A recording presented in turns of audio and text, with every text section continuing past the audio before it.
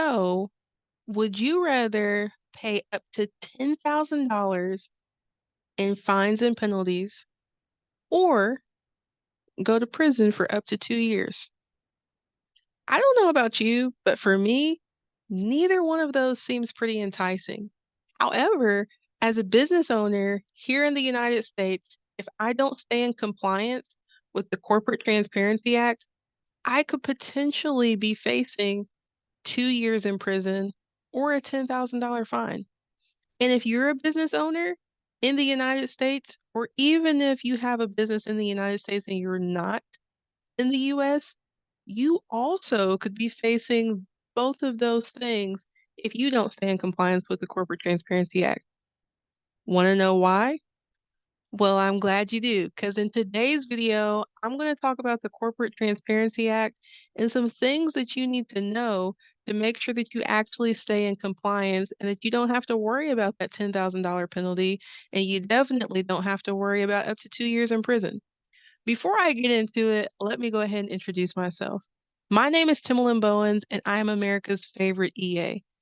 As an enrolled agent, I'm licensed through the Internal Revenue Service to represent taxpayers before the IRS in all 50 states.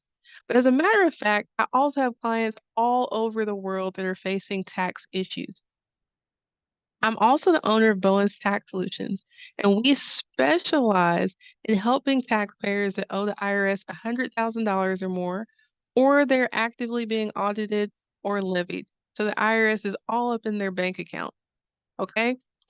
The reason that I want to talk about the Corporate Transparency Act on today is because this was something passed in 2021, but because we had all of the different COVID relief, we had all of the changes in the tax law, it kind of flew under the radar. But it's going to go into effect starting January 1st, 2024. And one of my missions is to fill the tax literacy gap one taxpayer at a time. Because the US Treasury is in charge of this whole reporting that needs to be done under the Corporate Transparency Act, a lot of individuals, business owners, they feel that any compliance as far as this act is concerned falls within the scope of whatever arrangement they have with their tax professional. But I want to share with you today that's not necessarily accurate. All right. So let's talk about what the Transparency Act is, the Corporate Transparency Act. Let's talk about why it was created. And then let's talk a little bit about your reporting requirement. All right. And if you're not new here, sometimes I get sidetracked because I get really excited talking about this stuff. So I do have some notes here to make sure that I stay on track. And I'm going to do my best to be efficient in doing that. All right. So, as I mentioned before, the Corporate Transparency Act was passed in 2021, but it's kind of flown under the radar. Well, it was created so we could have more transparency as far as who the owners are of different business entities. Because I don't know if you realize this or not, but if someone sets up an LLC, all of their information isn't necessarily there. In certain states, it's hard to find who the owner of that business is. Well, the Corporate Transparency Act says, we are nixing that in the bud. So maybe on the Secretary of State website, you may not be able to find the owner's information, but that owner will still have to report that information to the Treasury. So I want to explain something here and what I think is bringing a lot of confusion. We have the Treasury and then we have the IRS, the Internal Revenue Service, right? Well, the Treasury is here and the Internal Revenue Service is here. The Treasury is above and in charge of the Internal Revenue Service. Well, there's a completely different, I'll say organization department that is going to be handling the reporting that has to be done under the Corporate Transparency Act. This organization is called FinCEN. So again, we have the Treasury, Internal Revenue Service down here, FinCEN over here. FinCEN is a financial crimes enforcement network. So if you have $10,000 or more in foreign currency in another country, you're actually supposed to be reporting that to FinCEN on the FBAR, Form 114. If you want more information about that, I'll be doing a video about that within the next month or so, right here on this YouTube channel. So if you're not subscribed, make sure you go ahead and subscribe.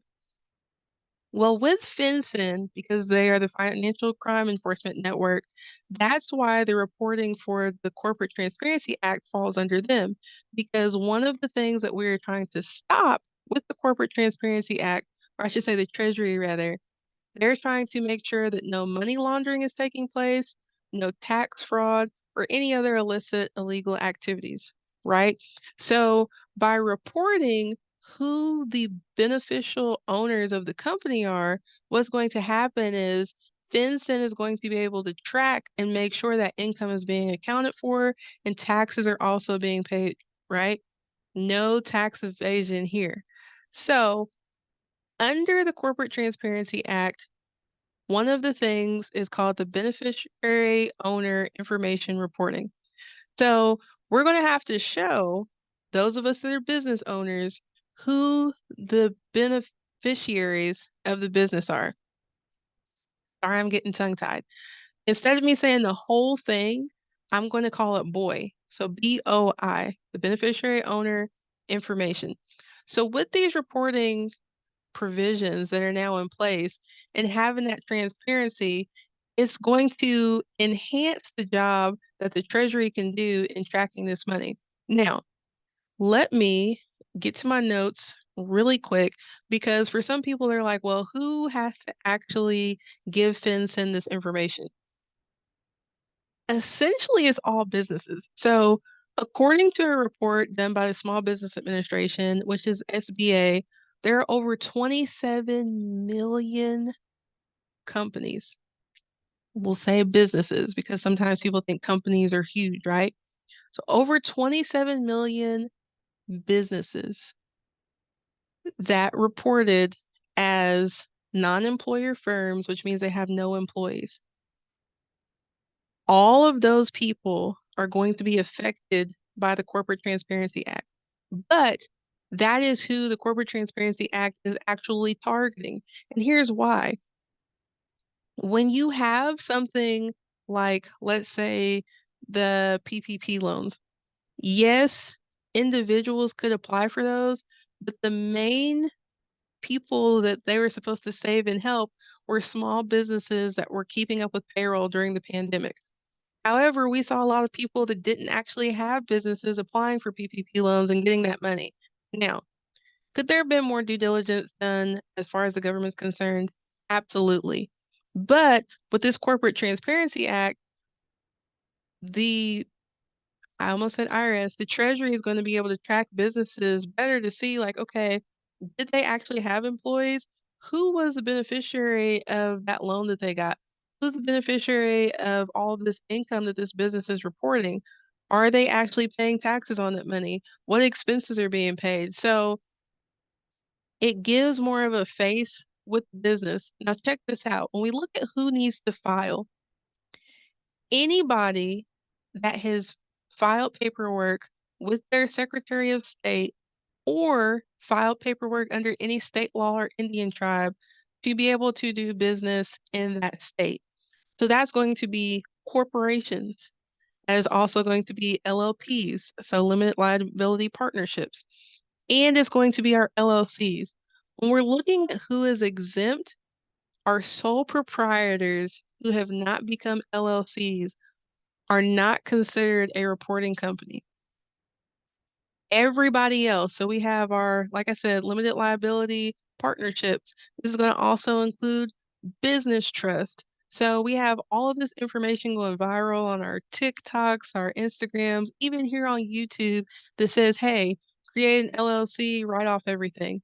Well, that's not exactly true, but what is true is if you have an LLC, you now have a filing requirement or reporting requirement rather with FinCEN with the Corporate Transparency Act. Now, like I said, it's going into effect January 1st, 2024. For businesses that are formed after that effective date, they will have 30 days to report this information with FinCEN.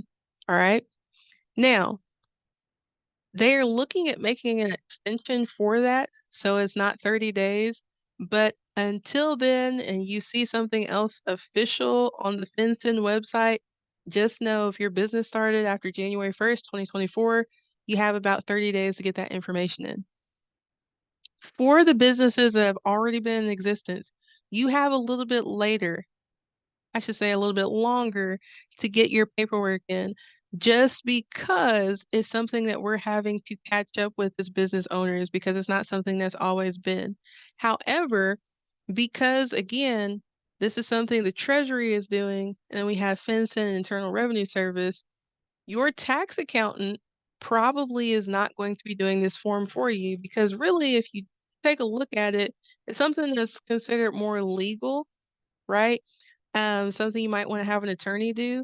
However, you want to make sure you have that conversation with your tax accountant to see if this is something that's going to fit within the scope of your engagement. Because it's most likely if they're doing your taxes, tax preparation is within the scope of your engagement. I don't know if tax planning or other compliance is, but it may fall under advisory services or consulting. It's definitely a conversation that you're going to want to have with them to make sure, again, that you stay in compliance and you don't face that $500 penalty, a $10,000 penalty, or time in prison. All right, so let me see. What else do I want to make sure that I hit here with you today? All right, so as far as beneficial owners are concerned, if you're the only owner in the business, then yes, you need to make sure you take care of this, right? But FinCEN also gives us some directions with this as well. It's someone who exercises substantial control over a reporting company. So that is going to be basically like who's in charge. They're going to be the person responsible for making sure this information gets reported. Next, we're going to look at who owns or controls at least 25% of ownership interest in the reporting company. So truly, what this the Financial Crime Enforcement Network is looking at is who is in charge, who's calling the shots, who would make sure that any other type of compliance is taken care of. That is who the burden is going to fall on to make sure that this reporting is done and that it's done in a timely manner. Okay? So the really big thing, because I help people with penalties and interest when it comes to dealing with the IRS, these penalties are going to be crazy. And right now, that's not within the scope of something that I'm going to be doing personally. Okay. It's not within the scope of what a lot of tax professionals are going to be doing.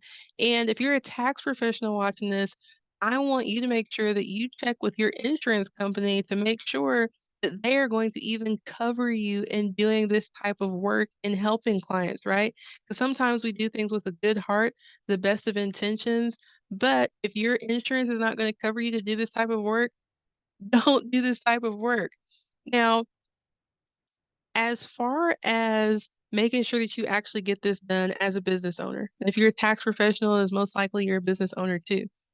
There are some exceptions for what type of businesses do not have to actually file this. But in order for me to keep this video nice, short, and sweet, I want to invite you on December 1st. I have a podcast. It's Taxually for Timalyn Bowens, and I'm going to actually kind of provide you with a checklist for business owners as to who you need to look for to help you with making sure that you get this filed in on time. But also, before that, maybe you're more of a DIY person. I always tell my audience and members, I don't want to judge your tax competency. So I also don't want to judge your competency in filling out legal paperwork. But however, the week of Thanksgiving, kind of as a thanks for you all for being here, supporting the channel, and subscribing, I am going to launch an ebook and it's going to cover the Corporate Transparency Act. Because again, my whole mission is filling the tax literacy gap one taxpayer at a time. This isn't something that falls under the IRS, but FinCEN is the IRS cousin. So I want to make sure that I give you as much information as I can to make sure that you're in compliance. And again, you don't face that $10,000 penalty. You don't face up to 2 years in prison. So that ebook will be launching. If you are interested in getting that ebook, please go to my website, at www.americasfavoriteea.com, and there is a contact button. Please make sure that you give me your information so I can let you know when the ebook is released. Now, I will tell you this because I am a professional, I do consultations. There will be a fee with the ebook, but it won't be as much as if you were to have a one-on-one consultation with me about it. And if you're interested, I am looking at if I have enough people interested, I may potentially do a class for small business owners covering what your obligations as far as reporting are for the Corporate Transparency Act. Now, if you have any questions at all, please leave them down in the comments. I will be coming back to answer questions. And if you know a small business owner, sharing is caring. Make sure you share this with that business owner because we don't want to see our fellow entrepreneurs in trouble with the Financial Crime Enforcement Network, and we don't want to see them in prison either, right? So make sure, stay tuned for the ebook podcast episode and that you share this with your fellow business owners. Now, I usually say back taxes shouldn't ruin your life, but the Corporate Transparency Act shouldn't ruin your life either. I'll see you guys next Monday right here on this channel at 8 p.m.